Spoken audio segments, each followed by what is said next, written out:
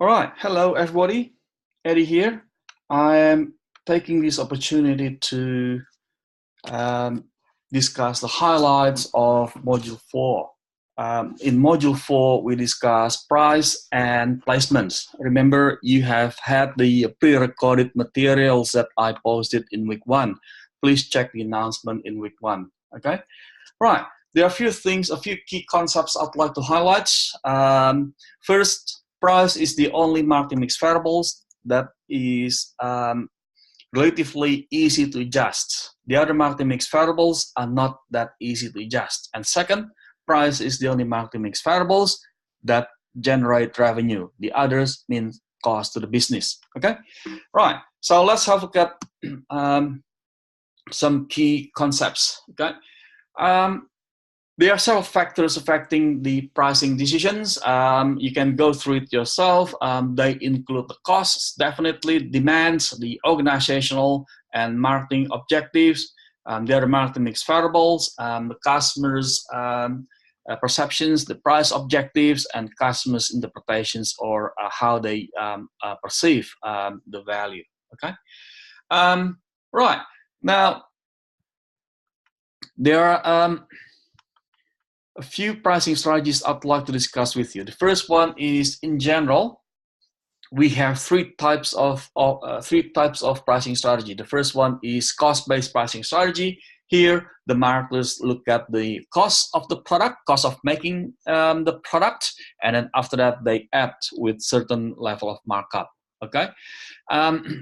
And the second one is value-based pricing strategy, which is basically based on the benefits that they offer for the customers. It also includes the customer's perception on whether the product delivers a certain level of benefits or not. Okay, so if you compare the first two, cost-based look at what we make. Okay, and we source the items, we source the materials from the suppliers. We make the product, and then we convince the customers accordingly. Okay, whilst the value-based pricing is different. They look at the customer's perception, how the customers perceive the product. Okay, and after that, they make the product accordingly. They design the product accordingly. Okay, and then they source the costs, they source the materials that generate costs, and after that they price the product accordingly. Okay, and the third one in terms of general pricing strategy includes the competition-based pricing, which is basically influenced primarily by the competitors' prices. Okay, how much do competitors charge the customers? Okay, so basically that's the thing. That's the thing that these marketers would do in terms of their pricing. Okay, so that's basically general pricing strategy. Okay, the other thing that we also need to look at is there are several dimensions in terms of looking at pricing strategy for your assessments. If you look at the previous one here, one of them, okay, general pricing strategy, and after that you look at the new product pricing strategy, and the price adjustment strategy, and also the product mix pricing strategy. That will be fantastic. Okay, now let's look at the new product pricing strategy. By the way, this differential pricing strategy is part of the price adjustment strategy that you can also adopt. Now I'm going to look at the new product pricing strategy. We have two options here, either price skimming or price penetration. Okay, price skimming basically is adopted by companies that charge the highest possible price that buyers would still buy the product. With this pricing strategy, the marketing organizations expect low level of volume, but they make high profit per unit. The second one is penetration pricing strategy, which is adopted by companies that charge the product quite low, but they make the profit because of high level of penetration to households. Okay, if you look at these two, there is a tendency that the convenience product may adopt penetration pricing strategy, whilst the specialty product and also the shopping product may adopt the pricing strategy. Okay, use the term the tendency because there are some cases where if a grocery a convenience product may use price giving strategy if they find the product is quite unique. They command high level of technology, for instance, to ensure the customer satisfaction. Then they may scheme the price. Okay? Right, so this is the other one that you also need to look at, the product line pricing. You can either you look at the captive pricing, premium pricing, bait pricing, or price lining, okay, or psychological pricing with the referencing or bundle pricing, okay. Right, and a number of price discounting, as mentioned before, or price adjustment strategies, such as trade discount, cash discount, seasonal discount, and so on and so forth, that you can select for your product, okay? So that's basically the pricing strategy that we just completed, and please make sure that you use them for your assessments. Okay, you use the either you make decision about whether they use a general pricing strategy that includes either cost-based, value-based, or competition-based, or if it is a new product that you analyze, you can also look at the price penetration or price skimming, and after that you look at the product mix pricing strategy and also price adjustment strategy. Okay, right, now we come to the placement decision. Again, for a more detailed pre-recorded material, please look at the please watch the video, the pre-recorded material that I posted in week 1. Okay, here I only want to highlight the key concepts as we did before. The marketing mix variables, the next marketing mix variable that we need to discuss is placements. Now, under placement, there are 2 decisions that we need to make. The first one is channel strategy. Right? The second one is distribution coverage strategy. Right? So these are the 2 decisions that we need to make. Now let's look at them one by one. Okay, the channel strategy actually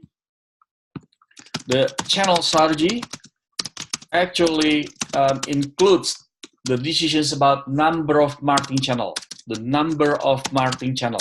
Okay, the number of marketing channels. Okay, who are these marketing channels? Well, these guys are basically the marketing intermediaries, okay, or the middleman. Okay, so you can include any resellers, okay, any resellers such as the wholesalers, okay, retailers, okay, distributors, agents, brokers, right, and so on and so forth. Okay, so the number of resellers basically. Okay, now if we look at that further, if we refer to the traditional model, we may have the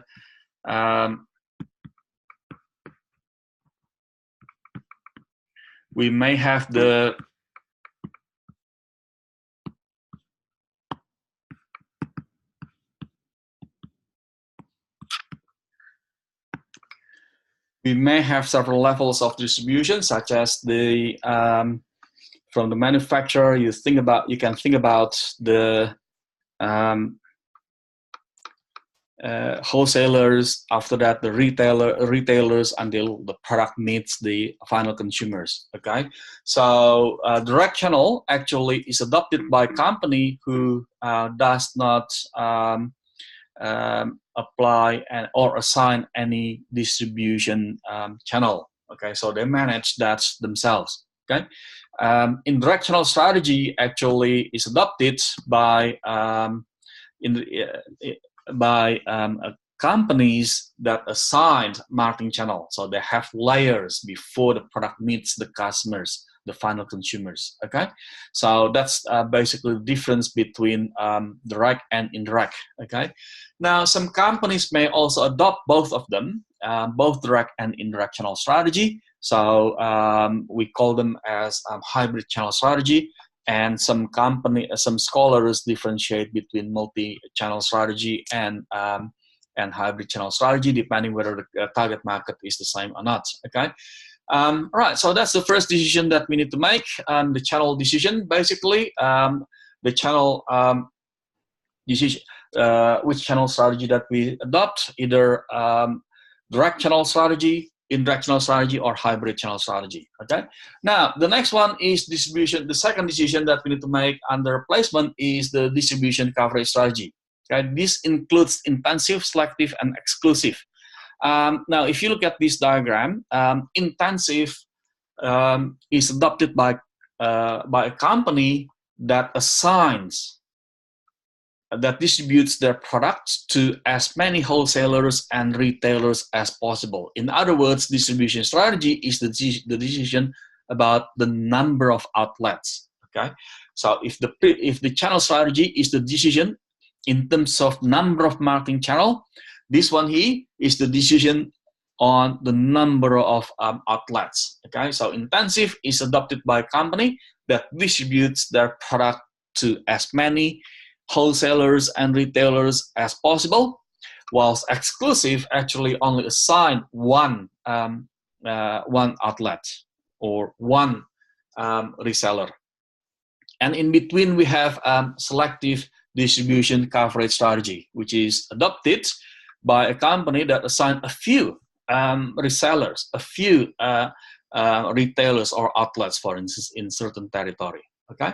Now there is a tendency that the convenience product may adopt the intensive distribution strategy. If you look at certain product categories, such as soft drink, for instance, they may in fact distribute their products to non-conventional stores, such as vending machine. Okay.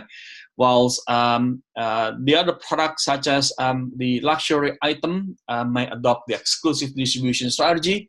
And the shopping products, so the luxury item or specialty product may adopt the exclusive distribution strategy, while selective product may be adopted by the shopping category. Okay, consumer electronics, fashion apparel, for instance, may adopt selective distribution coverage strategy. Why is that? Because the product is not consumed that frequent. The customers do not purchase this product that frequent. Therefore, they don't need to distribute the products intensively. Okay. All right. So they're the main concepts for module 4. You can go through the pre-recorded materials that if you need a more detailed presentation, and you can also go through the e-texts for more detailed insights.